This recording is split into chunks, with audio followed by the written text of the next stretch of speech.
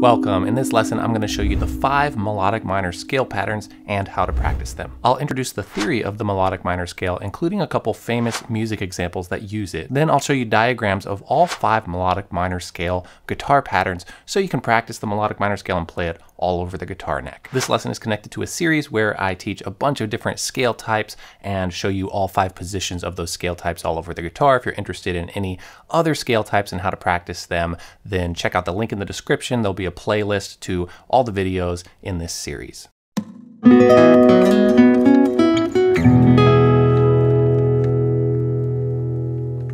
I'm Jared Borkowski from SoundGuitarLessons.com. On this channel, I talk a ton about music theory and mapping out the fretboard on the guitar and really practicing how music works in a hands-on practical way so we can gain more control over music and express ourselves more freely. If you're new here, welcome, and please subscribe and hit the bell. The melodic minor scale is the bottom half of the minor scale and the top half of the major scale. That's one way to think of it. The spelling is simply, you can think of it in several ways. It's like a major scale with a flat 3. So 1, 2, flat 3, and the rest is the major scale. 4, 5, 6, 7, 1. The other way to think of it is, okay, it's a natural minor scale, if you know that well, which we should, and the 6 and 7 are raised. So 1, 2, flat 3, 4, 5, raised 6, raised 7, 1. Okay, now here is the catch about the melodic minor scale, and that is that traditionally it is ascending in this way that we just talked about, where the 6 and 7 is raised and the flat 3 is there. But descending, going down, it's just a natural minor scale.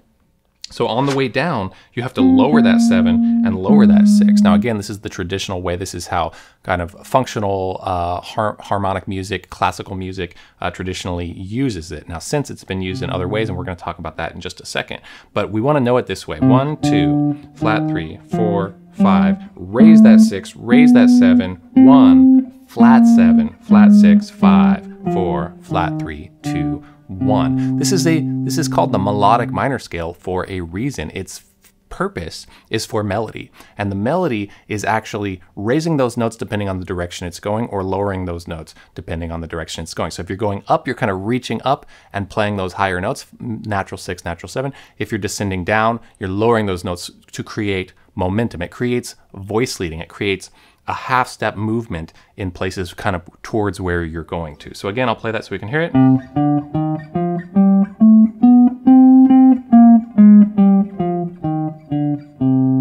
So very interesting. So that's the theory of it, the spelling of it, and then how it functions ascending and descending. But still, that can be like, well, how is that used in real music? A couple famous examples of the melodic minor scale being used where it is actually functioning in that ascending way and then descending as natural minor. One of them is the Bach Bourrée, one of the most well-known classical guitar repertoire pieces, which is from a Bach lute suite.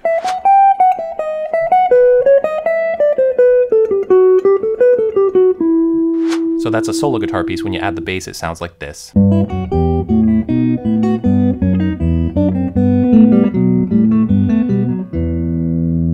Of course, you'll almost never hear that on an electric guitar, but that's how the piece goes. So let's break that down. We have 1, 2, flat 3, 2, 1, major 7, which is actually borrowing from the harmonic minor scale for a second. Don't worry about that. 1, 2, 5. Here's melodic minor. Natural 6, natural 7, 1, flat 7, flat 6, 5. So that's the spot right there. 6, 7, 1, flat 7, flat 6, 5. And all the rest of that is just part of any minor scale. So that's a cool thing to play with. 5, 6, 7, 1, flat 7, flat 6, 5. Even just to do that as a little exercise. 5, 6, 7, 1, flat 7, flat 6, 5.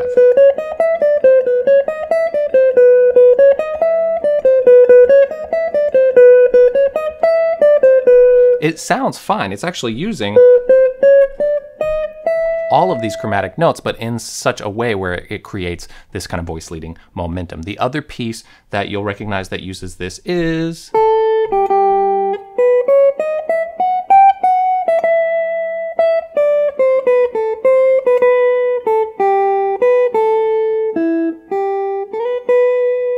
Yesterday by the Beatles. Let's break that down.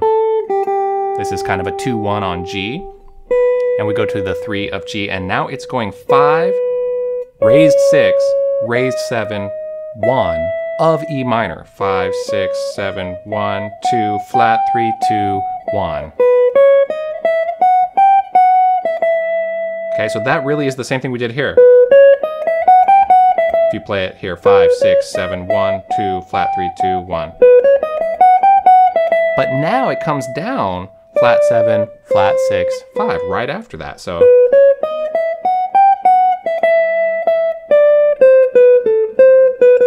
right, so it's using that, and the chords and the harmony are moving around within that, and we're thinking of it as kind of the melodic minor scale off of E, but it very much is an example of how the melodic minor scale is used. Both those examples are great ones to be aware of. So now that you understand the theory of it, how it's used in a couple of famous pieces, the structure, you can play it along one string, we're starting to understand that business about it being ascending and different when it's descending.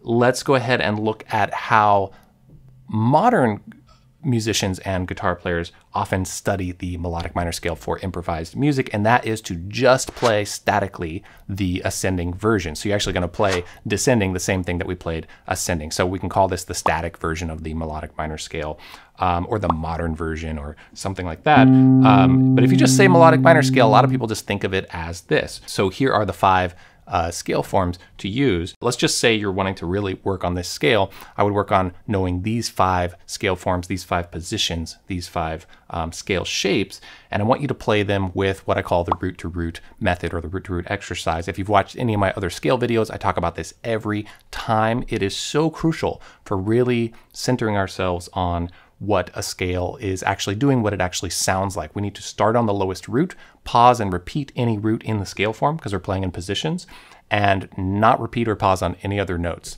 and always end back on the root again. So then we really get the sound of the scale. We see where the roots are. We hear them clearly. It just maps out the scale forms in this kind of position playing way on the guitar better than anything else I've ever encountered. So I'm going to go ahead and just demonstrate that with these 5 scale forms, and that's something that you should be able to do. You can then just move those scale forms around and play them in any key, but I'm just doing it in C at first, and you have the scale forms up on the screen that you can use for yourself if you like. So here's that demonstration. I'm going to go a little quick with it, but you know what I'm doing, right? So for yourself, practice it nice and slow. I might speed up and slow down a little bit so you can hear it in different ways.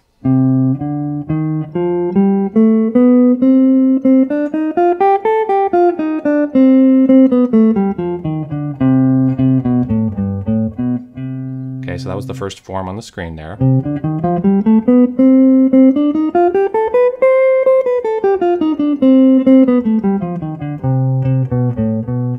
Always starting on the root, ending on the root, pausing on the root, or you don't have to pause, but you have to repeat the root.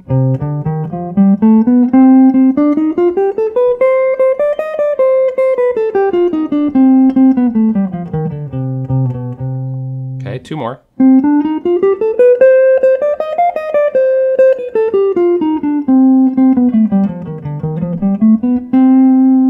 Okay, one last one.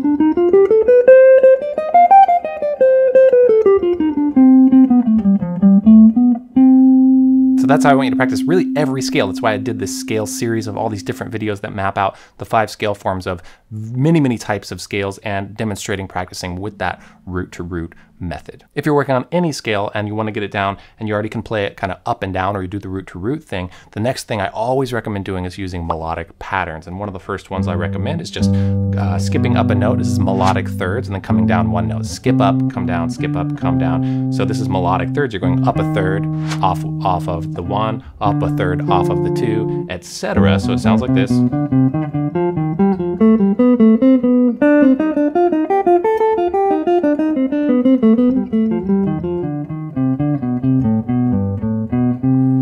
So I always recommend playing around with that. I have a free PDF that you can download that shows the top 3 melodic patterns for improvising with the pentatonic scale. So if you want like just a nice clear exercise sheet to put in front of you, you can download that PDF for free. There's a link in the description for that. That really helps when we're practicing scales and we want to improvise.